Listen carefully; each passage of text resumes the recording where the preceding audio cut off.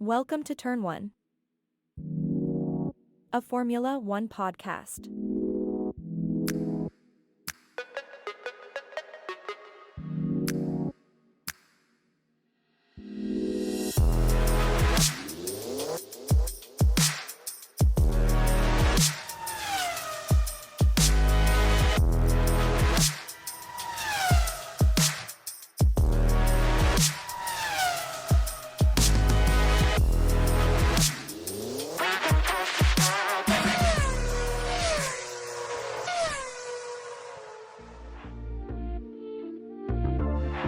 Now entering the grid. Here are your hosts, Thomas and Jeremiah. Daniel Ricciardo is back. Indeed he is. Welcome to the Turn 1 podcast. We're your host, Thomas. And Jeremiah. And this week, maybe Monday-ish of this past week, we got news that AlphaTauri has decided to part ways with short-time driver and short driver Nick DeVries. And they have opted to go with the Red Bull reserve test driver, Daniel Ricciardo. This is really big news if you followed Formula One for more than a year. Like, if this is your first year in Formula One, you might not be aware of Daniel Ricciardo and possibly the greatness that we'll get into in this episode. But it's really going to be cool to see him back in Hungary, which is going to be his first race back. I think the biggest thing, something that really, if you were paying attention, it never really left the paddock, but something that a lot of fans are going to be excited to get back is that big old smile and that personality. I love him, man. All of his little secret nuances with all the different drivers like Pierre Gasly and Nico Hülkenberg. Or if you look, you can go anywhere and you can find clips of him and Max Verstappen, and they're doing like the kee rah rah. He's the best personality on Drive to Survive, and we were really worried whenever he got booted from McLaren in favor of Oscar Piastri, which we understand why, Sure. right? We'll get to that. But we were worried because we're like, man, Drive to Survive is going to be kind of just all about racing now, which is fine, but anytime they would do a cutaway scene or a paddock scene or something like that, it's always Daniel Ricciardo and it's always funny. And he just has this like aura about him that's like, that's a cool guy, right? That's someone that these drivers want to hang out with. And not to mention that in his time as being an F1 driver, he's pretty good at it. It's not like he's a back of the pack kind of guy. No. Now, he has been. But that's not to any fault of his own. It's him not being able to adjust the McLaren car. But these are all topics that we'll talk about as we kind of mosey through Daniel Ricciardo. So he's coming back. His first race coming up is going to be the Hungarian Grand Prix. Now, he is in an AlphaTauri car, and so we'll see. We'll make some predictions here on kind of where we see his future going. It's going to be very tough to make a short-term prediction because the AlphaTauri car is essentially still an unknown. We've seen Yuki do reasonably well in it, and we've seen him finish back of the pack. We saw Nick DeVries finish back of the pack almost every time. I think that was more a skill issue than a car thing. But looking back at the history of Daniel Ricciardo, so again, if this is your first season in Formula One, cool. Welcome to being a fan of one of the best sports. Go watch Drive to Survive. Get the all the info on Daniel Ricciardo. You'll be way more appreciative of him in a couple of weeks when he's back on the grid racing. He starts out in a very, very good situation racing for Toro Rosso. Right. Part of the Red Bull Junior team, which is iconic. It's produced Max, Carlos, Daniel Ricciardo. I know I'm missing people. Well, yeah, he's also going through this whole Toro Rosso experience while they're in their peak power. I mean, Sebastian Vettel at Red Bull is dominating right now. This was when he was at Toro Rosso back in the time where Red Bull and Toro Rosso had different engine contracts, because whenever Red Bull bought Toro Rosso, which was Minardi something, some Italian team, I don't know, they bought it, changed it to Toro Rosso. I think it was Minardi. Yeah. They had different engine contracts, which Red Bull kept because it was kind of like a checks and balances thing, right? So he got to race in Ferrari engines at Toro Rosso back in the V8 era. Yeah, he was in those 2.4 liters. And if you look especially at his 2013 season, his last year at Toro Rosso, the dude was having solid finishes. Yeah, points finishes, and how many is this now? 7 races. In 7 different races, he has podium finishes, or not podium, I'm sorry, points finishes. Points finishes.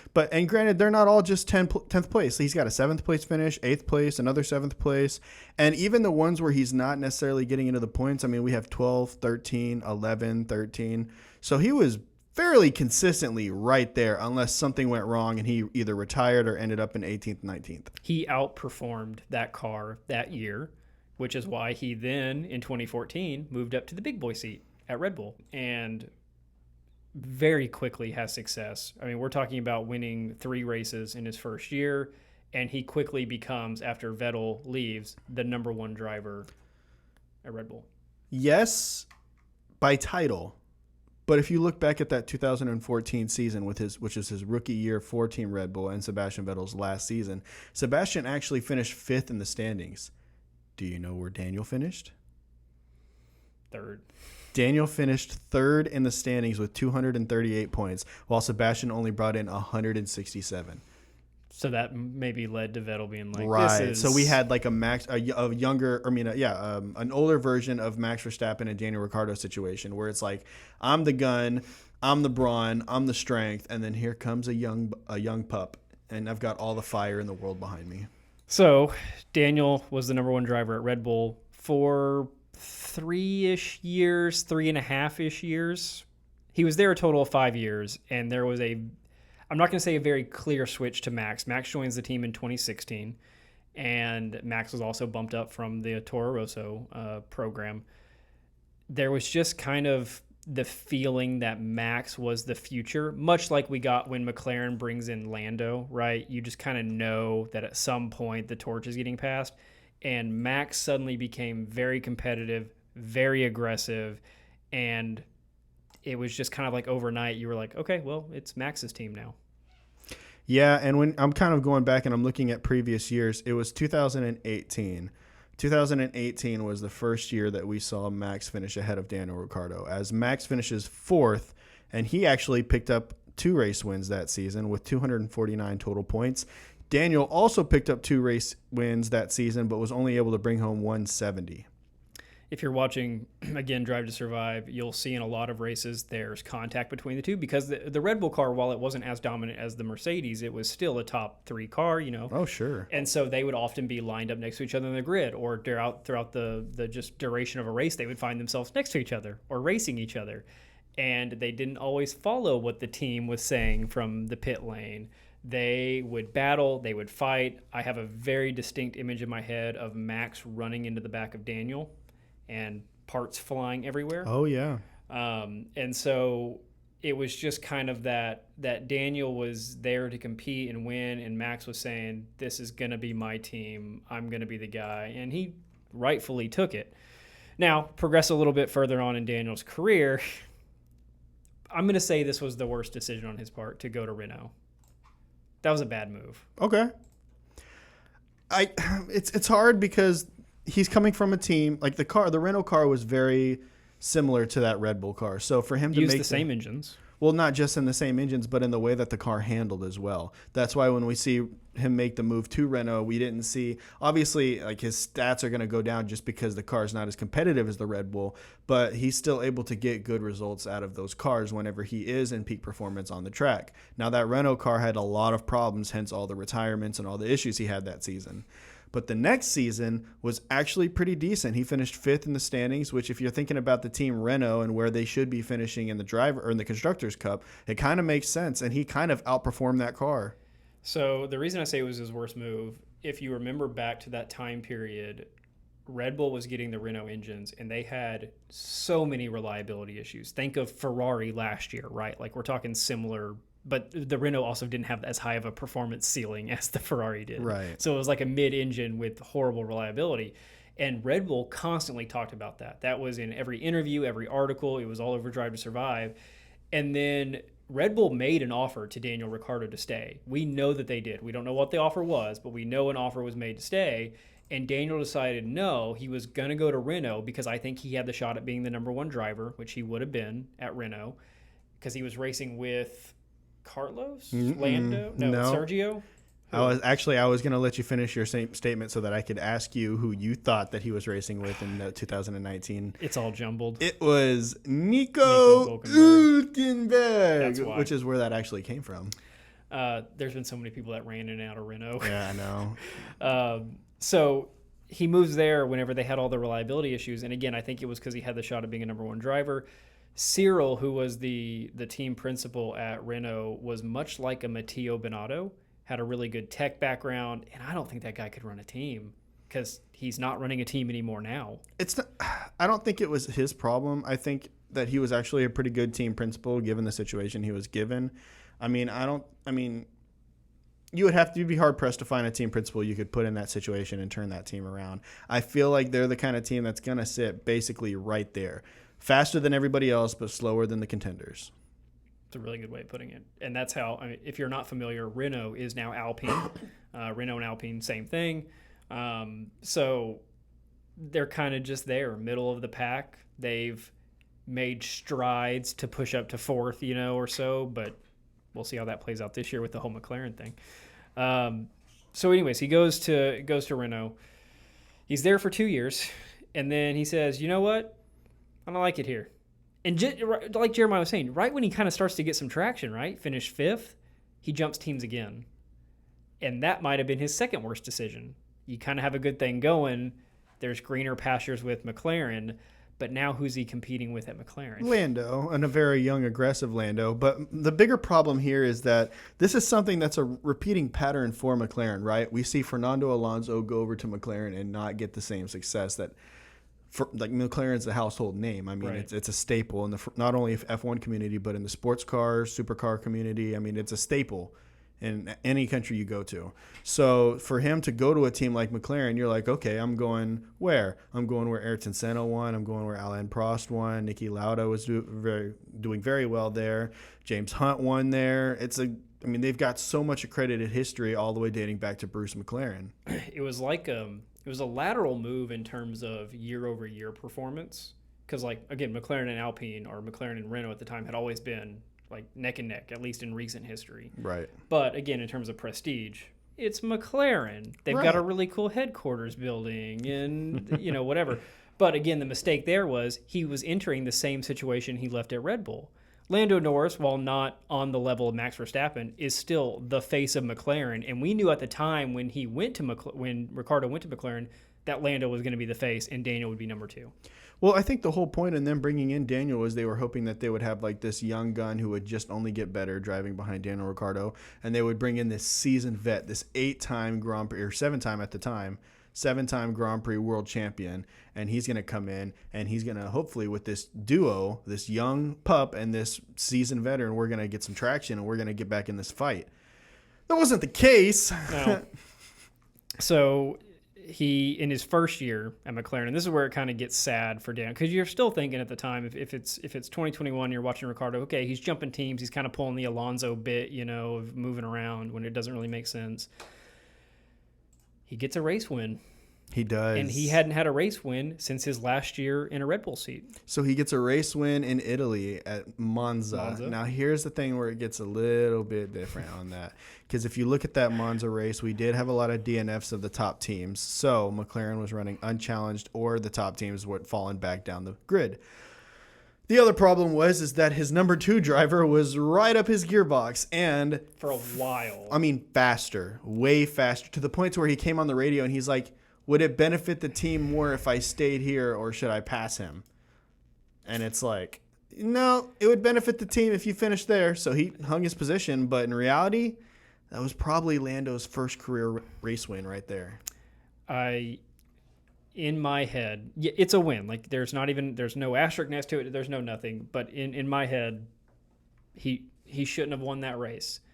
Lando was faster. He was faster for a long time. I don't know why McLaren didn't switch up the cars. Again, they knew Lando was the face of their team and their organization, their future, and that could have been his first win. And think about how much different just in 2 years Lando's career would be if he had that win. I definitely get it. I'm not trying to take it away from him or anything like that. No, it's a win. You won. He won. It's a win. It's just Max. Okay, so Max Verstappen and Lewis Hamilton took each other out, if I'm not mistaken, in that race. And I could be wrong on that, but I'm pretty sure they both collided with each other. They did.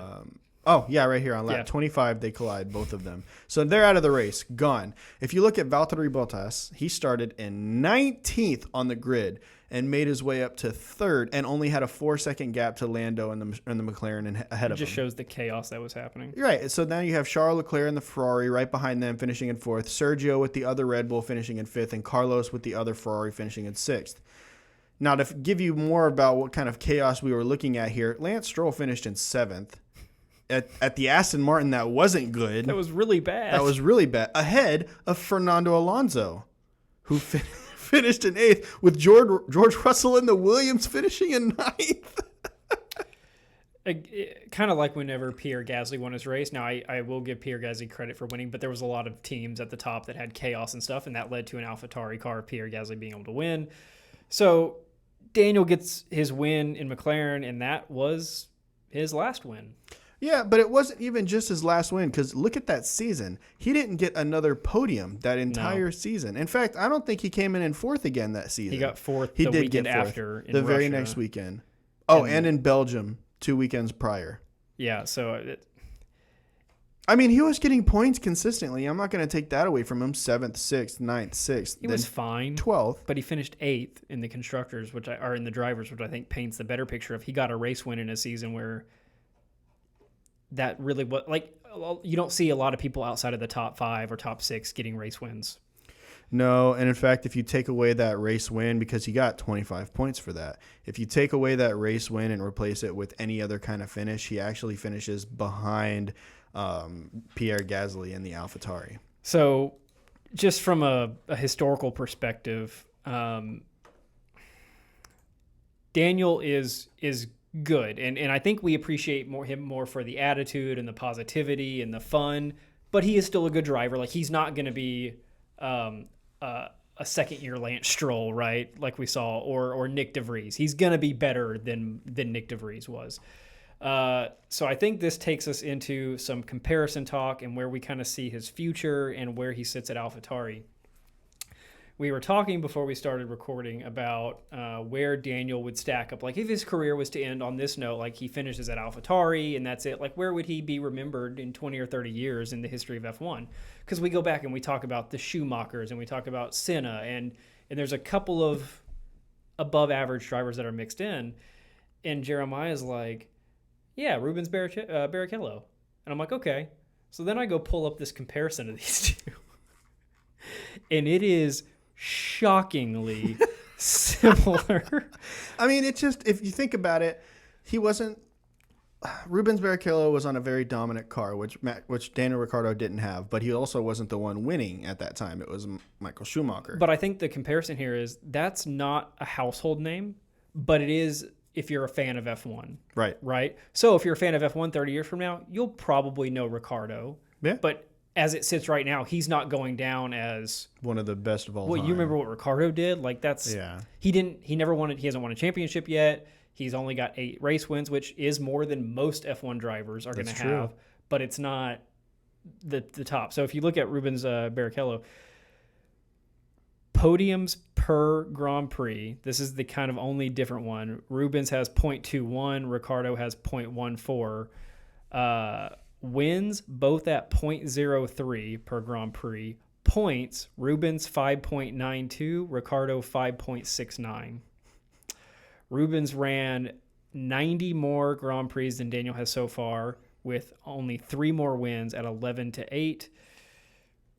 That's almost as similar as you can get. There's one more comparison that might be a little more modern times, but I think I might save that one here for a little bit. Let's talk AlphaTauri. Okay. Where do you see him doing this season, or what do you see him doing this season in AlphaTauri? I'm going to answer this, but I need to know something first. Okay. I need to know how many points finishes Yuki Tsunoda has. Ooh. He's got 2 points finishes, 10th and 10th in Australia and points. Azerbaijan. Right. The other races, he went 11th, 11th, 10th, 10th, 11th. Great streak. And then he went 15th, 12th, 14th, 19th, 16th. Then it gets that sporadic. Sure. So I see Daniel Ricciardo coming into this and immediately beating Nick DeVries' point total for the season. Okay, but when? Like within 2 or 3 races. Is he getting points in Hungary? I'm telling you right now, I feel like Daniel Ricciardo is going to get points. How many races are left? 1, 2, 3, 4, 5, 6, 7, We've had 8, 10. 10. So there's 12. 12 left. I say he gets points in like 5 of them, maybe 6. 5. I'm going to say, okay. Ladies and gentlemen, this is the same guy that predicted Logan Sargent to get 5 or 6 points finishes.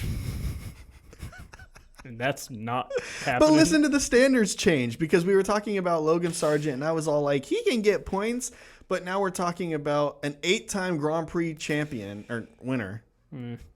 I think he gets points finishes. Guarantee 3 different occasions. I'll buy 3. Guarantee. I think he gets more than that. I'll buy 3 because, again, we've seen Yuki. I think when Yuki's placing 10th, I think he's outperforming the car. I think that car is, 14 to 18 in that range if you're an average driver. But that's tough to tell because we also don't really know how good Nick DeVries was or how good Yuki may be. We've never seen Yuki in any other car other than an AlphaTauri, which seems to vary vastly differently depending on the year. That's where it gets tough, doesn't it? Well, the question is, how many times can Daniel outperform the car? 3, I think, is reasonable considering he's coming into this season kind of cold. He's been off for a while. Sure, he's been a reserve and test driver, but he hasn't been he's probably been doing way more with Red Bull, I would think, than AlphaTauri. I think he finishes. Here's a real question. I think he finishes ahead of Yuki Tsunoda for the next 12 races. I think he finishes ahead of Yuki Tsunoda probably 70% of the time. I feel like that's fair. Maybe more than that. I would almost, tying back to the 3 thing, I would almost bet that he finishes ahead of Yuki in every race. It's not a bad argument. If Yuki's only got 2 points finishes. 2 points finishes, but also 3 11th place finishes. Oh, that's pretty good. So it's almost 5-point finishes.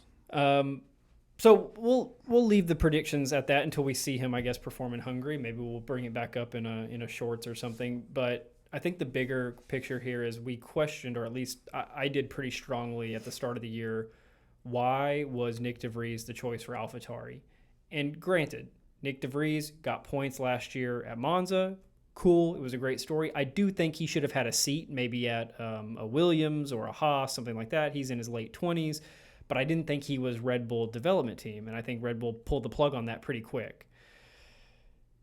If you're going to be a development team, you either need 2 young hotshot drivers or you need a young driver and a mentor with some experience. And when they had Yuki and Nick DeVries, if you're considering Yuki to be the young up-and-comer, Nick DeVries was not the mentor because while he was older than Yuki, he had less experience than Yuki did.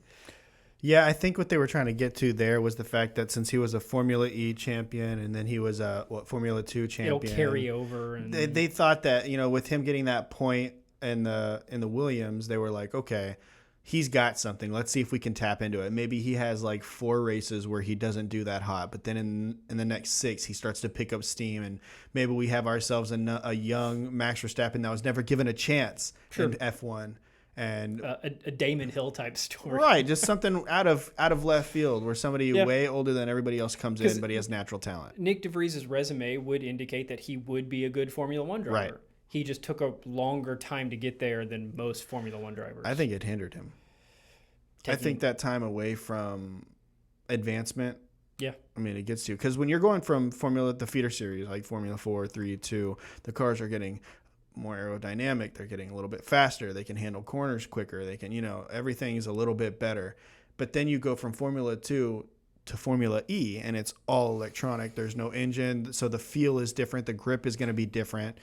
The charging the battery is going to be different. Everything's going to be different. So when it's the same concept, single-seater racing series, but when the whole feeling of the car is different, and you do that for, 2 years, I think it was?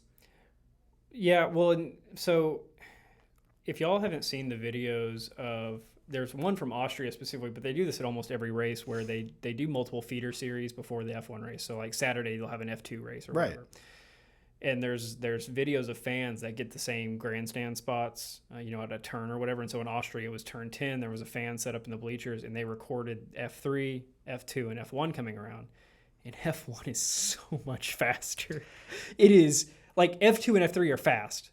F1 is so much faster. It's noticeably different. And the problem is if you're, 27 to 29, whatever Nick DeVries is, you've spent a lot of time in that speed. Whereas if you're a guy like Max, by the age of 17, you were going F1 speed. He, when you look at a guy like Charles Leclerc, Carlos Sainz, anybody that worked up through the feeder series in 1 or 2 years, Oscar Piastri, 1 year and everything done. So he's always getting faster every year. He never bottomed out and said, "That's what I'm saying." Yeah, he's not running Formula 2 or Formula E speed for 5 years, right? Getting used to it. That's got to play somewhere into it. So Nick DeVries, he's out, and I do appreciate the fact that AlphaTauri's going the route of, one, they'll probably get more points finishes with Daniel Ricciardo. Easily. But also, if Yuki is the future of Red Bull, which is still up in the air, Daniel Ricciardo is the guy that can help that, I think. What's the avenue for having Daniel Ricciardo at AlphaTauri? Where could he fill in? So here's the big rumor, right? The big rumor is Daniel Ricciardo was in an interview, and he said, if I was approached by AlphaTauri and the thing is they were going to offer me a 3-year deal and this is where my level is, this is the best offer I'm going to get, I probably wouldn't take it. But if that came with a caveat where there was a possibility that I take the number 2 spot at Red Bull, then I would happily do it. And so now what do we see? Oh, Daniel Ricciardo is signed for AlphaTauri. Well, we know what his stipulations are. So what does that mean he's been promised? You tell me, because I think it's obvious. So we're not talking about replacing Max, by the way. So Sergio Perez, in the eyes of the media and the F1 world, is very hot and cold. And depending on what subsect of the F1 population you're talking to, he's either the best fit for Red Bull or they need to part ways with him immediately. I historically have been in the couple seasons, the 3 seasons he's been at Red Bull now, been a fan of Sergio. I think he's been a good complement to Max. I think he's never really gotten in Max's way. He performs well where Max doesn't. You look at the city circuit setup of Sergio Perez. When Max qualies poorly, Sergio typically has a good, solid result. He was never competitive like Daniel Ricciardo was. But Sergio does go on these really hot and cold runs. He will qualify in the top 3, 5 races in a row and finish second time after time, and then suddenly he can't break into Q2 in qualifying, and he's got to work his way back. We talked this last week on the podcast about season dominance, about Sergio Perez in the race recap for Britain. Sergio Perez is constantly having to have recovery drives, like 6 recovery drives already this year, qualifying outside the top 10 and working his way in. And so that fuels the fire for, do they replace him with Daniel Ricciardo? I am very much in the camp of they will not replace Sergio Perez with Daniel Ricciardo. There's no way. I think the only way that happens is if Sergio gets injured or if he just happens to retire at the end of this year. What are your thoughts? This is the same guy, mind you, for all you viewers out there, it's the same guy that said McLaren's not going to do anything this year. They're garbage. They might as well give up and start working on next year's car. They didn't for the first 9 races of the season. What are your thoughts on him versus Perez? Before we actually look at real numbers, what's like the gut? Right. So the gut feeling and looking at Daniel Ricciardo and Sergio Perez is that the fact that the fact that Daniel Ricciardo and Max Verstappen were so highly competitive in the time that they were together leads me to believe that Daniel is a better driver than Sergio Perez. Now, the consistency is different whenever you're looking at a year-to-year basis and race-to-race basis for Daniel Ricciardo versus like a Max Verstappen, but it's very similar to like a Sergio Perez where it's not that consistent. But here's my biggest problem. Before we pull up these comparisons and we look at how similar he really is to the Red Bull number 2 driver, I want to say a couple things first. Number one, he wasn't in that Red Bull in the time of 2010, 11, 12, and 13 when Sebastian Vettel was winning that World Championship. He wasn't in that Red Bull in 2020, 2021, 2022, and now 2023 where Max Verstappen is dominating in that car. And even in 2020, it was able to compete with the Mercedes. He wasn't in that car. He wasn't in Lewis Hamilton's Mercedes that got him six championships. Yeah, he didn't have any of these cars. He has been the best driver that he could be in the not best car on the grid every single year of his career. Can you say the same for Max or Lewis? No. Or even Checo? No. Well, Checo, yeah, he was with Force India. But now he's in the best car on the grid. Daniel's never had that. It's an appropriate caveat. It should be an asterisk maybe, but at the same time, he didn't have to leave Red Bull. He didn't. You're right. He was offered a contract right before they went on their run of dominance, a contract probably worth 2 or 3 years, which would have put him right where Max was a year ago. Mind you, this is the exact year that they got rid of the exact engine of the team that he was going to. And so Red Bull's able to go on this run. They dropped the Renault engine completely and all ties with them. Yep. Daniel's like, no, I'm going to follow Renault. And we see what happens. But we've talked about this in the past. I think that I love Daniel Ricciardo, but I genuinely think that he was running away from a fight in the fight with Max Verstappen. And that's why he left to go to another team where he was the guaranteed number one driver. Yep. That sucks to say because of his competitive nature, because of his will to keep driving and to win a championship. He should have stayed on the car that he was at, but I don't think that he would have been favored, and I think that's why he left. Again, barring injury or retirement by Perez, or Perez just suddenly stops getting points finishes, which again, I don't see that happening in this car. He's just too good. Daniel Ricciardo is too much of a risk, and maybe he mitigates those concerns driving for AlphaTauri. So he's going to have 12 races with an AlphaTauri car. Maybe he's not the old aggressive Daniel Ricciardo. You can't have two aggressive drivers in the best car. It's not going to work if you're Red Bull. Yeah, but I mean, you can't say that because it couldn't be any better than it is right now for Red Bull. Alain Prost, Ayrton Senna, Lewis Hamilton, Nico Rosberg. Two of the most dominant seasons in F1 history. And they were both aggressive number one drivers on the same team. I would agree with you if Red Bull didn't already have the history of Max and Daniel hindering each other's results. In a non-dominant car where they weren't up at the front. They were fighting for scraps. Sergio isn't hindering Max. He is solely helping the team. But I don't think that's intentional. I think he genuinely wants to be one of the top drivers constantly getting wins, but he just can't do it. Yeah, I think he wants to be the number two driver. I think in Sergio's head, he came into this season going, I'm the second best driver in Formula One. And when we see him get wins, so this is where we get into some stats. Sergio has 6 wins, okay? He has 2 this season, and there's a pretty good chance he gets 1 or 2 more by the end of the year. Right. Just playing odds. He wins city circuits of Jeddah, Saudi Arabia, and Baku. Jeddah was his kind of from the beginning. Max qualied poorly, and so Sergio just ran away with it because Sergio, if you know him well, you know him for 2 things. He's the Minister of Defense, which is also vastly different than Daniel Ricciardo, and he's good at city circuits. That's just his thing. So Singapore will come up in a little bit. He'll do great at that. Las Vegas, he'll probably do well in, although it's less finesse, more wide open. More straight. So that's a little bit different to the city circuit thing. So he gets 2 race wins. The first one, again, he runs away with it. That was his. But he outperformed in a time where Max wasn't going to win, likely, if he wasn't there. Well, he probably would have won if Sergio wasn't there.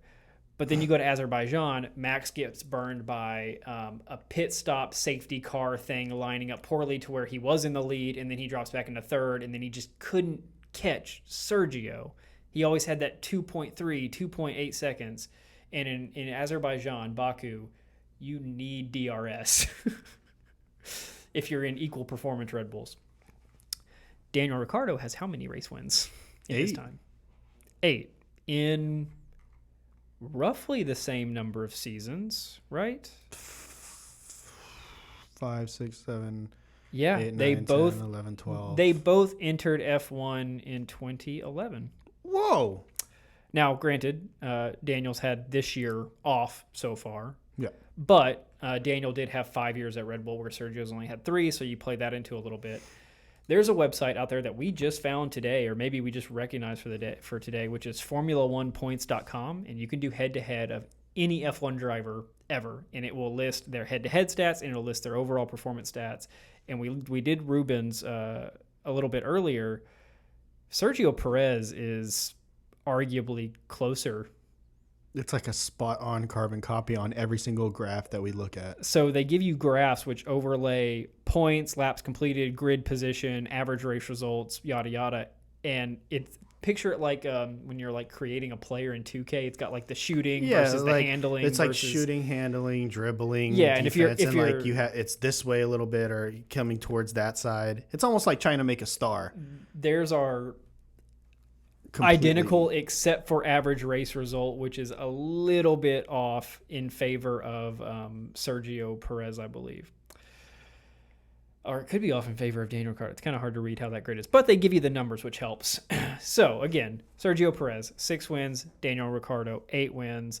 Sergio Perez podiums. Do you have the number? No. 31. Daniel Ricciardo, 32. Number of poles, 3 each. We were talking about this too earlier. Daniel Ricciardo really not great in qualifying. Yeah, and that's not just like a thing that's more recent. It's pretty much a lot of his career. He's never really been the best qualifier, but he's really good in races, and I think that's a matter of like stringing it all together for one lap versus being able to string it together for an entire race. Who else, and this isn't something really statistical, who else isn't good in qualifying but good in races? Sergio Perez. Sergio Perez. Now, granted, they both raced 2011 till now, so their points are even, right? You like comparing him to an old driver like Rubens, the points might be a little off because they change from time to time. But here, their points are even. Sergio Perez averages 5.54 points per Grand Prix. Daniel Ricciardo 5.69. Pretty close. I mean, tenths here we're talking. And then podiums. This one is fat. Obviously, the poles were the same, but podiums per Grand Prix 0.13. for each driver, so identical. If we looked at 2022, Daniel Ricciardo would have more career points than Sergio Perez, and it wasn't until this season that Sergio Perez overtook Daniel Ricciardo in points. I just don't think that's fair because, again, that would have mean Sergio had 2 years at Red Bull to Daniel's 5. Give Daniel 1 year in a car that's the best on the grid. We might see it. We might see it. Red Bull, Christian Horner is a wild card enough to pull the trigger on something crazy. We all know if you watched last season of Drive to Survive, he was in heavy contemplation about replacing Sergio. Yeah. Because Sergio went on a cold streak. He wasn't performing. And then he won a race. I don't have no idea which one he won, but he won a race, and then it was, we're all back. Checo, yay. It might have been Monza.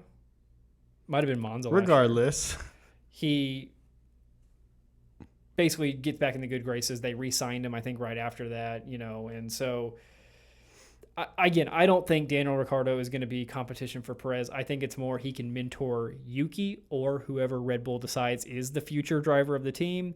And then again, if there's injury, sickness, something pops up on the Red Bull team, they've now got a really good replacement. Okay, let me throw one at you. You ready? Because you said this already, we're talking about two completely different driving styles. We have the Minister Defense versus the Honey Badger, or the last of the late breakers, depending on what you want to call them. Yeah. Now, I don't know about you, but the last of the late breakers doesn't necessarily scream defense.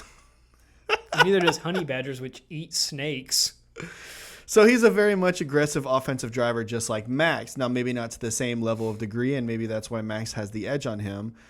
But he is a very good driver, and he knows where to throw that car so that he can get an overtake done when needed be. Yeah. So my question is, the seat comes up. Sergio Perez's contract is up at the end of 2024. The first question for you is, the end of 2023, does Red Bull stay with the same lineup for the entire 2024 season?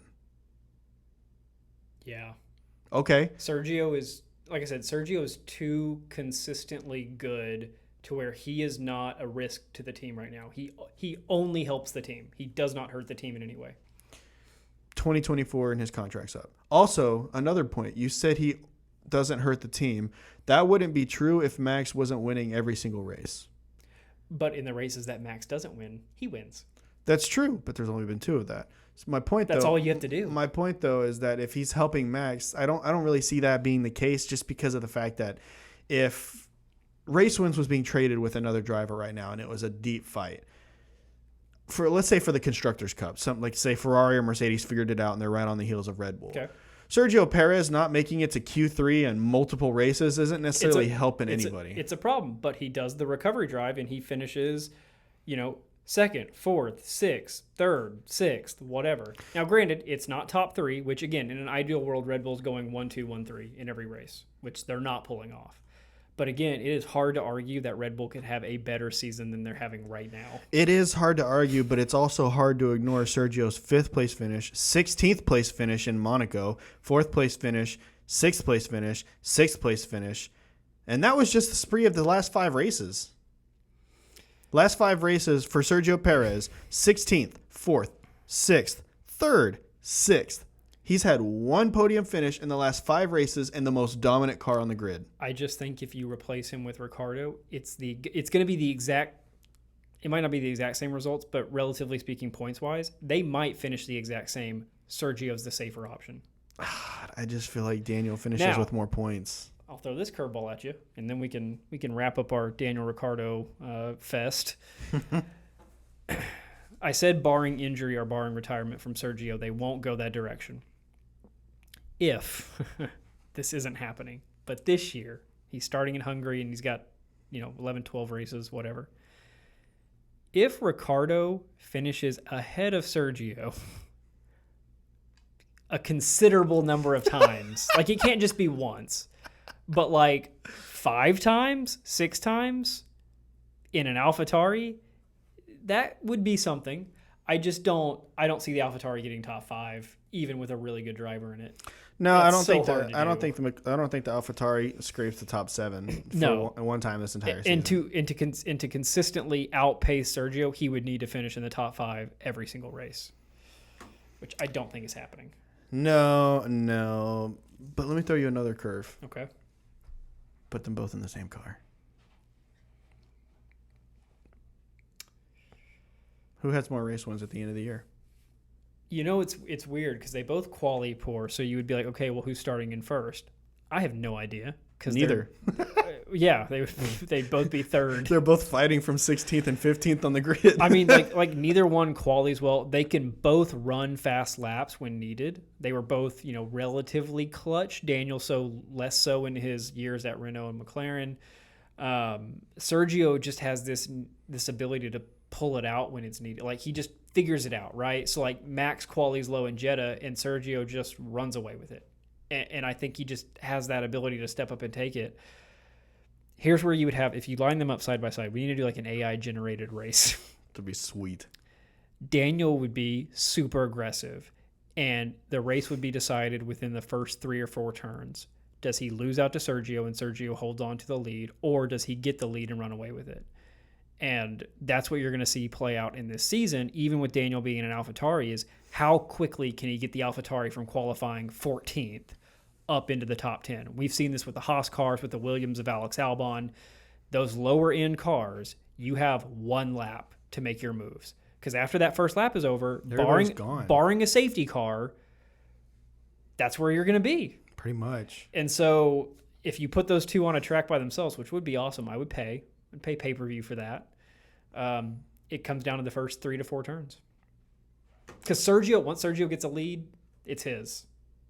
Even flashback to 2021 when he held off Lewis in a arguably better car still than the Red Bull at that time, he held Lewis off for 10 laps.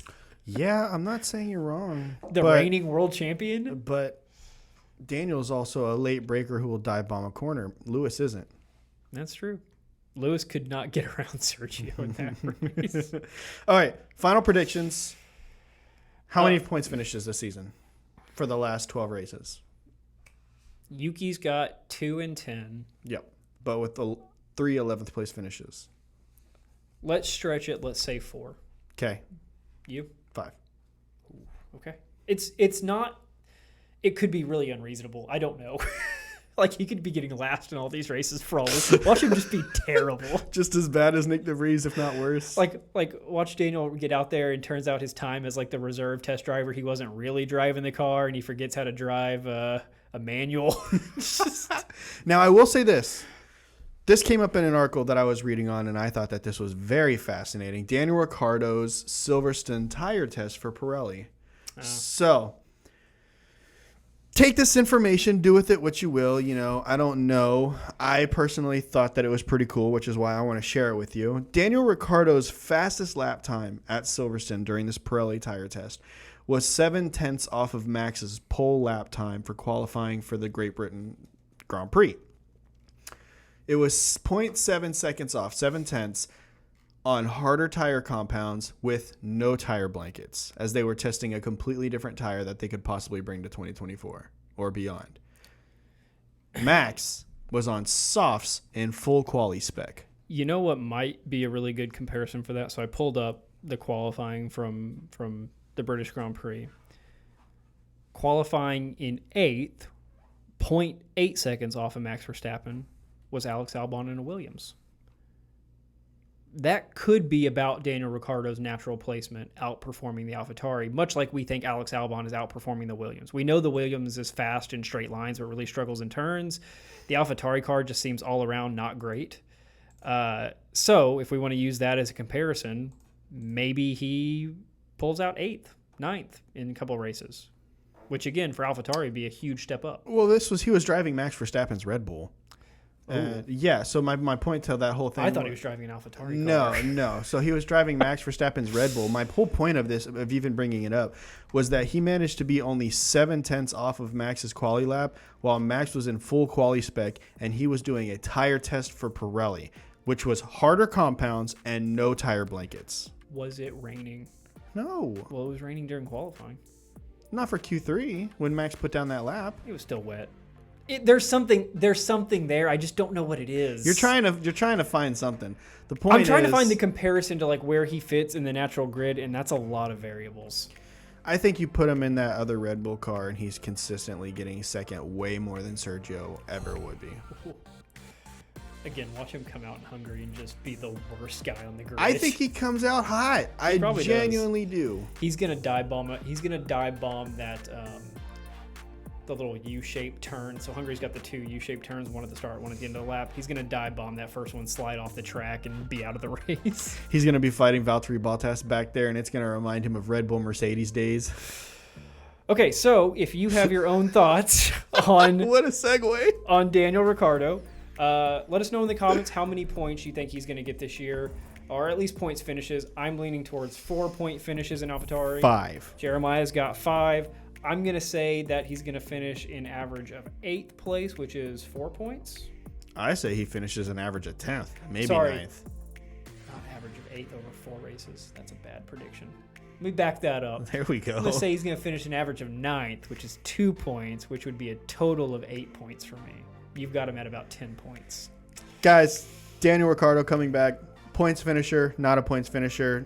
Is it going to help AlphaTauri? Is it not going to help AlphaTauri? Will he make it to Red Bull? Will he not make it to Red Bull? Let us know what you think your thoughts are down in the comments down below. All right. Thanks, guys. Bye, guys.